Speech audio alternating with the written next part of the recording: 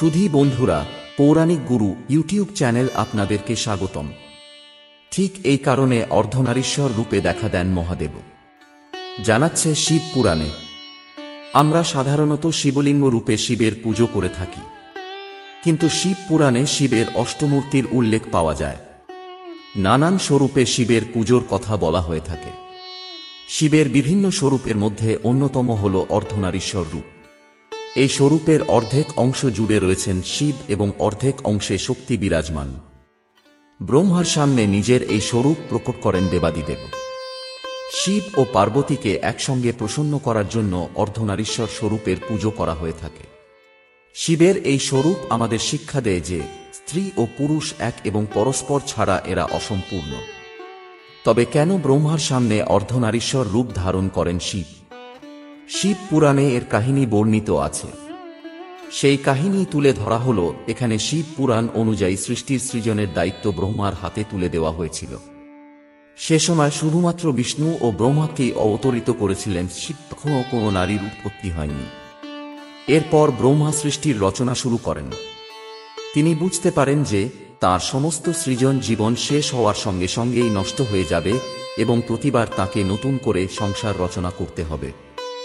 এমন হলে সৃষ্টির বৃদ্ধি কিভাবে সম্ভব, তা নিয়ে ব্রহ্মা চিন্তিত থাকেন।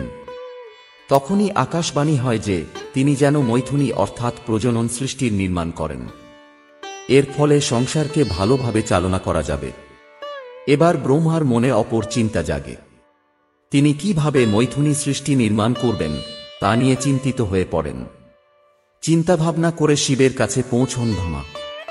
তপস্যা করে শিবকে প্রসন্ন করেন তিনি।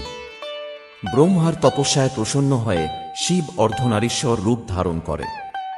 শিব যখন এই স্বরূপে দর্শন দেন, তখন তাঁর শরীরের অর্ধেক অংশে সাক্ষাৎ শিব ছিলেন এবং অপর অর্ধেক অংশে স্ত্রীরূপী শিবা অর্থাৎ শক্তি বিদ্যমান ছিলেন। নিজের অর্ধনারীশ্বর স্বরূপের মাধ্যমে ব্রহ্মাকে প্রজননশীল প্রাণীর সৃজনের অনুপ্রেরণা দেন মহাদেব। তিনি ব্রহ্মাকে বলেন যে আমার এই অর্ধনারীশ্বর স্বরূপের যে অর্ধেক অংশে শিবের বাস সেটি পুরুষ ও যে অংশে শক্তির বাস সেটি স্ত্রী। আপনাকে স্ত্রী ও পুরুষ উভয়ের মৈথুনী সৃষ্টির রচনা করতে হবে, যা প্রজননের মাধ্যমে সৃষ্টিকে এগিয়ে নিয়ে যাবে। এরপর শিব থেকে শক্তি পৃথক হন। শক্তি নিজের মস্তকের মধ্যভাগ থেকে নিজের মতোই উজ্জ্বলতা সম্পন্ন এক ভিন্ন শক্তি প্রকট করেন। এই শক্তি প্রজাপতি দক্ষের বাড়িতে তাঁর পুত্রী রূপে জন্মগ্রহণ করেছিলেন। এরপর থেকেই মৈথুনী সৃষ্টির সূচনা হয়। এই মৈথুনী ক্রিয়া বা প্রজনন ক্রিয়ার কারণে জীবনের উৎপত্তি ঘটছে ও বিশ্বব্রহ্মাণ্ড ক্রমশ বিস্তৃতি লাভ করতে পারছে।